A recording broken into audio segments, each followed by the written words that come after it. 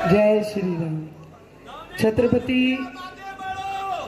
छत्रपती शिवाजी महाराज यांना मानाचा मुजरा करते, डॉक्टर बाबासाहेब आंबेडकर यांना अभिवादन करते आणि आदरणीय मंचावर उपस्थित आमचे सगळे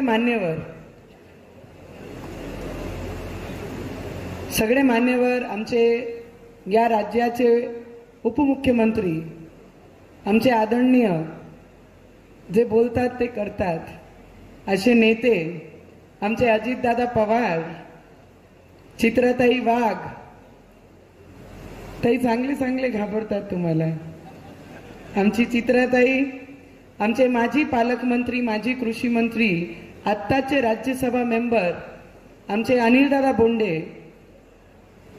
प्रवीणदादा पोटे, आपले बन्नेरा मतदारसंघाचे आमदार रवीजी राणा, चंद्रकांत दादा ठाकरे, जिल्हा परिषद अध्यक्ष वाशिम, हेमंत दादा काळमेक, सुरेखाताई ठाकरे, निवेदिताई चौधरी, संगीताताई शिंदे, बाळासाहेबजी वानकडे, रश्मीताई जाधव, पौर्णिमाताई सवई, लताताई देशमुख, चेतनजी पवार, संजय दादा तटे, नितीन दादा धांडे, देशमुख महाराज, सुरेखाताई लोंगारे, रणजित दादा बंड, नानक रामजी नेबनानी, किरणताई मोहल्ले, डॉक्टर गणेशजी खारकर, बापूसाहेब देशमुख, आमचे काका आणि जयंतराव काका वानकडे, राऊत काका, सुमतीताई ढोके, आशिष दादा आतकरे, विजयदादा राऊत, संध्याताई टिकले, विवेक दादा गुल्हाने, नितीन दादा गुडदे, मंगेश दादा, बाळासाहेबजी इंगोले, चंदू दादा, अजयजी सारस्कर, संजय दादा जाधव, विजय दादा जाधव, राजू दादा जाधव, ललित दादा समदुरकर, मंगेश दादा इंगोले, सुनंदाताई खरड आणि सगळे मान्यवर जोडेही मंचावर आहे. जर कोणाचं नाव चुकलं असेल तर माफ करा, पण आपल्या प्रत्येकाची उपस्थिती आज अमरावतीमध्ये हे दाखवत आहे की आम्ही सगळे छत्रपती शिवाजी महाराजांचे मावळे आहे. की जेव्हा छत्रपती शिवाजी महाराजांनी या राज्याची निर्माण केली तेव्हा जातीपाती ना पाहताना फक्त महाराष्ट्र माझा राहिला पाहिजे, त्याकरिता छत्रपती शिवाजी महाराजांनी या महाराष्ट्र तेव्हा निर्माण केला आणि त्या विचारावर चालणारे आपण सगळे आज या मंचावर उपस्थित आहे. बरेचसे लोक, दादा आम्ही राजकारणामध्ये खूप नवीन आहे, 5 वर्ष me as a member of parliament या क्षेत्राला रिप्रेझेंट केला. 2014 मध्ये आपण मला आपल्या पक्षातून सिंबलवरनं इथे संधी दिली होती आणि तेव्हापासनं ते आतापर्यंत प्रत्येक गल्लोगल्ली फिरणं, गल्लोगल्लीपासनं ते शेतकऱ्यांचे बांधापर्यंत पोचणं, शेतकऱ्यांच्या अडचणीपासनं तर माझे मेलघाटचे आदिवासी लोकांपर्यंत पोचणं, 75 वर्षामध्ये जे इतिहासमध्ये कोणी काम करू शकला नाही ते बारीक छोटेपासनं ते मोठे गोष्टी ते पार्लमेंटपर्यंत पोहोचणं आणि त्याला पाठपुरावा करून माझे अमरावतीपर्यंत कसं मी काम करू शकते ते गेल्या 10-12 वर्षापासून कंटिन्यू काम करत आहे. नवनीत राणा मोठ्या नावाची गरज नाही आहे, नवनीत राणा मोठी नाही आहे. नवनीत राणा एक सामान्य कार्यकर्ता म्हणून या जिल्ह्यासाठी दिवस रात्र एक करत आणि रक्ताचा पाणी या जिल्ह्यासाठी दिलेला आहे. आणि कोणी जर म्हणत असन की नवनीत राणाला पाडा, बरेचसे नेते एक मंडळी एक झाली आहे, आपल्यालाही अनुभव येत आहे ज्या पद्धतीने बारामती पूर्ण देशामध्ये ज्याला स्वर्ग मानल्या जाते की विकासाची सगळ्यात मोठी नांदी जर कोणी केली असेल तर अजितदादांनी बारामतीमध्ये केलेली आहे. ज्या पद्धतीने संघर्ष आपल्याला तिथे पडत आहे की सगळे एक होत आहे आणि सगळे फोटो सेशन करून मोठे टीव्हीवर दाखवत आहे की काही करा, कोणालाही निवडून आणा, पण आमच्या बहिणीला पाडा, त्याच पद्धतीचा राजकारण माझी अमरावतीमध्ये चाललंय की सगळे नेते विरोधी पक्षाचे एक झाले आहे. घड्याला निवडून आणा म्हणते पण नवनीत राणाला पाडा, या पद्धतीचं राजकारण चाललंय. अरे नवनीत राणा खासदार बनली पाहिजे, त्याच्या मागचा स्वार्थ एवढाच आहे कारण देशावर बसणारे नरेंद्र मोदीजी परत 2024 मध्ये देशावर बसणार आणि प्रधानमंत्री होणार आहे.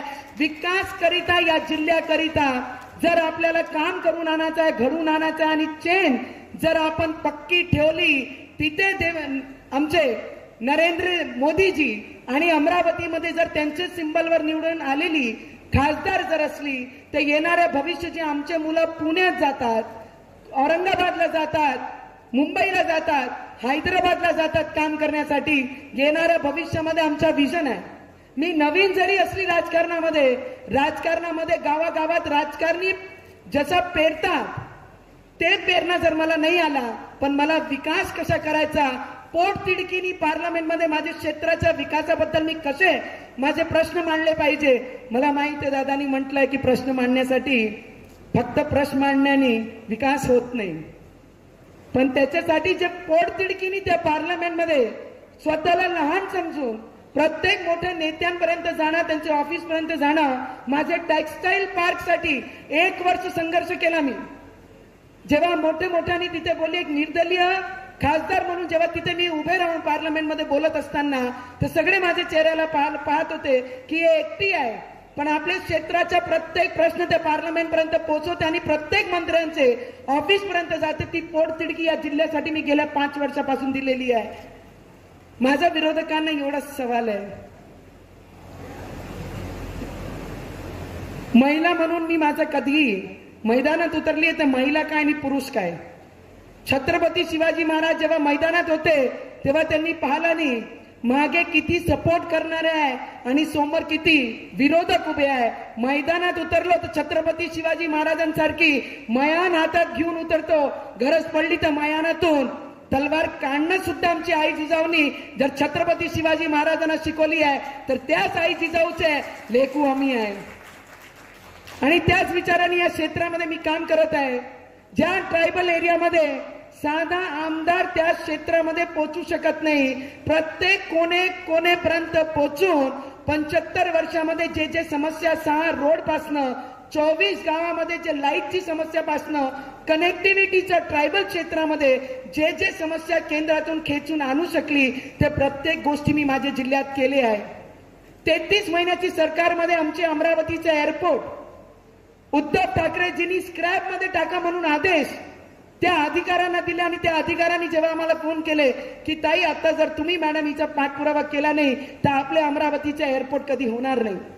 त्या एअरपोर्टचा पाठपुरावा केला आणि येणारे काही महिन्यामध्ये या 2024 मध्ये त्या एअरपोर्टची सुरुवात होईल आणि माझी अमरावती उडान भरण. तेवढा शब्द मी तुम्हाला एज ए जिम्मेदार व्यक्ती या जिल्ह्याची म्हणून आपल्याला देते. त्याच्यासोबत टेक्सटाईल पार्क आमचे शेतकरी आता कालच आमच्या दर्यापूरमध्ये आमच्या आदरणीय नेत्यांचं देवेंद्र फडणवीसजींचं भाषण झालं आणि जेव्हा त्यांनी आमची तडमड पाहिली की आमच्या शेतकऱ्यांची परिस्थिती खूप काही चांगली नाही आहे, त्याकरिता आपण काय मदत करू शकतो. या आचारसंहितामध्ये आम्ही काही अनाऊन्स करू शकत नाही, पण कपास आणि सोयाबीनचे मालाला जे भाव भेटले नाही ज्यामुळे शेतकऱ्यांचे हाल होत आहे, जेव्हा आम्ही त्यांचे पुढे हे सगळी गोष्टी ठेवली तर त्यांनी मंचावरनं अनाऊन्स केले की आचारसंहिता लागायचे पहिले आम्ही या राज्यासाठी 4000 कोटीचं प्रावधान फंडामध्ये केलेलं आणि आमच्या शेतकऱ्यांना आम्ही वाऱ्यावर सोडणार नाही. ते शब्द आमचे उपमुख्यमंत्री आदरणीय देवेंद्र फडणवीसजींनी आम्हाला सगळ्यांना आश्वस्त केला की तुम्ही तुमच्या मैदानात खुलेआम जाऊन शेतकऱ्यांना सांगू शकतात की 4 जूनला जेव्हा आमची आचारसंहिता संपन्न त्यापासनं तिची प्रोसिजर आम्ही ऑन रोड बोर्डवर आणू आणि सगळ्यांना मदत करण्याचं काम करू. मी आपल्या सगळ्यांना विनंती करीन जेवढेही इथे लोक उपस्थित आहे हे ते सगळे नेते आणि दादा आपण बोंडे दादानी मला म्हटलं की पोटे भाऊला आपण पाणी दिलं मलाही पाणी पाजा. मी या मंचावर सगळ्यात लहान आहे दादा, मला काहीच फरक पडत नाही आणि तुम्ही ज्या पद्धतीने इमानदारीने माझ्यासाठी काम करताय मला धीर भेटताय की मी या मैदानात एकटी नाही आहे, या मैदानात महिला म्हणून लढत नाही आहे. कारण 5 वर्ष जेव्हा मी काम केलं त्याच पोटतिडकीने या मैदानामध्ये मी आज सुद्धा उभी आहे आणि मी सगळे कार्यकर्ता माझे पदाधिकारी आमच्या भारतीय जनता पार्टीच्या प्रत्येक व्यक्ती राष्ट्रवादीचं दादा नेहमी हे राहिलं होतं की 14 मध्ये तुम्ही मला साथ दिली, 19 मध्ये तुम्ही आम्हाला समर्थन दिलं आणि आज सुद्धा जेव्हा मी इलेक्शन लढत आहे तर आज सुद्धा आपण प्रचाराला माझे अमरावतीमध्ये आहे. तर हा सगळी गोष्टी आम्हाला आमच्या आशीर्वादाच्या रूपाने अमरावतीला आणि मला सुद्धा आपल्या माध्यमातून इथे भेटलेली आहे. त्याच्याबद्दल आपल्या मनापासून मी धन्यवाद करन. आणि जेवढेही माझे अमरावतीकर इथे उपस्थित आहे, नवनीत राणा गाडगे महाराज, छत्रपती शिवाजी महाराज, संभाजी महाराज, जेवढेही लोक संत आमचे अंबानगरीमध्ये झाले त्यांनी कधीही जातीचं राजकारण केलं नाही. आमचे राष्ट्रसंत तुकडोजी महाराज म्हणायचे की माणूस द्या, माझा माणूस द्या. आणि त्या माणुसकी या नात्याने या क्षेत्रामध्ये मी काम करत आहे. कोण कुठे पोचला आणि कोण कोणाला खाली पडायचं आहे त्याच्यासाठी नवनीत राणा नाही. नवनीत राणा या क्षेत्रामध्ये आहे ते माझी येणारी पिढी म्हणजे माझी युवकांचं भविष्य मी कशी सुरक्षित केली पाहिजे. नागपूरवरनं अमरावती मेट्रो कशी आली पाहिजे. टेक्सटाईल पार्क मध्ये 2 ते 3 लाख मुलांना रोजगार कसा भेटला पाहिजे.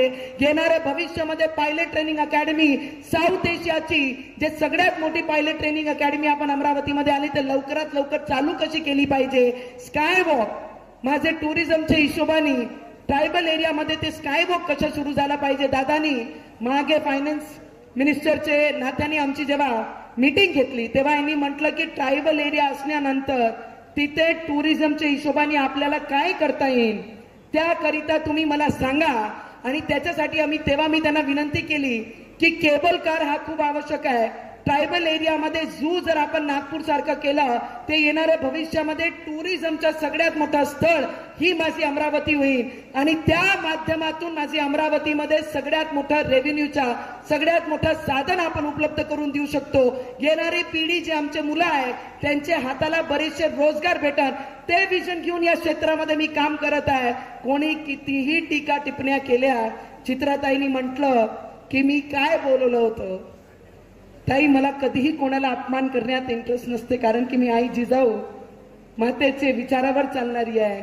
रमाईचे विचारावर चालणारी आहे. अंबानगरीमध्ये कोणी आला त्यांचे आम्ही नमस्कार करून त्यांचं स्वागत करतो. पण बरेचसे लोक हे विसरून जातात की त्यांनी महिलातून जन्म घेतला आणि महिलांचा सन्मान करणं ही आमच्या देशाची संस्कृती आहे. पण बरेचसे लोक ते विसरून आणि बरेचसे त्याच्यामध्ये आनंद घेताना आपल्याला बरेचसे दिसतात. मी आपल्याला एवढीच विनंती करीन की आज अजितदादा शेवटचे 3-4 दिवस उरले आणि ते प्रचाराला इथे आले. ते आशीर्वाद देण्यासाठी इथे आले. त्यांच्या मनापासून आपण धन्यवाद करू. आज डॉक्टर पंजाबराव देशमुखजींना जेव्हा पार्लमेंटमध्ये आम्ही बोलत असताना मी सगळ्या नेत्यांसोबत बोलली की पहिले कृषी मंत्री म्हणजे आमचे डॉक्टर पंजाबराव देशमुखजी आमच्या इकडचे जेव्हा कृषी मंत्री झाले ते पहिले होते. त्याच्यानंतर कधीही या क्षेत्रामध्ये कधीही केंद्राचा कोणताही मंत्रालय आला नाही. आणि त्या नाते जेव्हा पंजाबराव देशमुख शिक्षण संस्थांचे सगळे लोक मला भेटले त्यांनी म्हटलं सगळे खासदार जातात पण कधीही कोणी हे मांग करत नाही की पंजाबराव देशमुखजींना भारत रत्न मिळावे. त्याकरिता तुम्ही तिथे आवाज उचला. आणि ती आवाज मी त्या पार्लमेंटमध्ये उचलली होती की जे कृषी मंत्रीचा अभिमान पूर्ण महाराष्ट्राला आम्हाला आहे असे आमचे डॉक्टर पंजाबराव देशमुख यांना भारत रत्न भेटला पाहिजे. त्याकरिता सुद्धा आपण आवाज उचलली.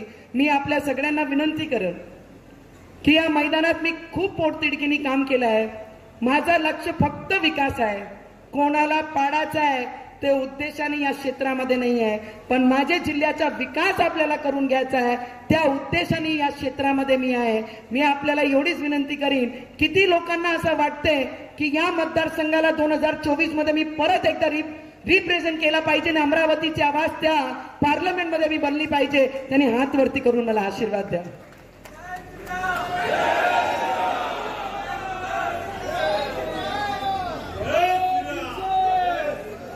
जब इतनी बड़ी ताकत मेरे पीछे है आणि मी तसे कोणाला जास्त घाबरत नाही कारण माझे काही 2 नंबरचे धंदे नाही आहे. 2 नंबरचे काम नाही आहे. मी एकच नंबरवाली आहे आणि एकच नंबरच्या हिशोबाने जीवनामध्ये काम केलेलं आहे. मी कोणालाही घाबरत नाही. देवाला सोडल्याशिवाय मी आयुष्यामध्ये कधीच कोणाला घाबरली नाही. घाबरली असती तर 14 दिवस जेलामध्ये गेली नसती. घाबरली असती तर या पार्लमेंटमध्ये इंडिपेंडेंट निर्दलीय कधी उभी राहिली नसती. म्हणून आपल्या सगळ्यांचं प्रेम आणि आशीर्वाद माझ्या डोक्यावर असंच राहू द्या.